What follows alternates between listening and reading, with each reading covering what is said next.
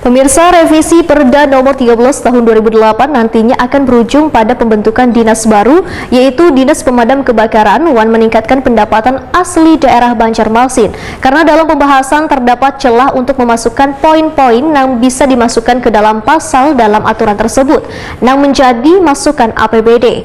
Salah satunya distribusi alat pemadam kebakaran atau APAR. Revisi Perda nomor 13 tahun 2008 nantinya akan berujung pada pembentukan dinas baru, yaitu Dinas Pemadam Kebakaran Wan meningkatkan pendapatan asli daerah Banjarmasin. Karena dalam pembahasan terdapat celah untuk memasukkan poin-poin yang bisa dimasukkan ke dalam pasal dalam aturan tersebut yang menjadi masukan APBD. Salah satunya distribusi alat pemadam kebakaran atau APAR. Demikian dipedahkan PLT Kabid Damkar Banjarmasin Mr. Ranudin, Wahetakuni Prima TV usai rapat bersama Panitia Khusus Pencegahan Wan Penanggulangan Bahaya Kebakaran Wan Bagian Hukum di Pemerintah Kota Banjarmasin di ruang paripurna DPRD Banjarmasin Jalan Nabung Mangkurat Banjarmasin Tengah jelang tengah hari Jumat 5 November 2021. Menurut Mr. Rudin, selawas ini perda retribusi yang ada kada berjalan maksimal lantaran aturan turunan yang di bawahnya kedada, sehingga kedepannya perlu ada perwali agar dalam pelaksanaannya nanti dapat melakukan penarikan retribusi.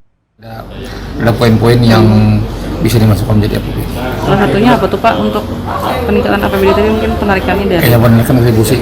APAR selama ini kan retribusi tidak, perda retribusi ada, cuma tidak maksimal, tidak jalan karena turunan di bawahnya nggak ada. Berkaitan dengan kelayakan APAR, ujar Mr. Rudin, tergantung cara pemeliharaannya bisa setahun atau lebih.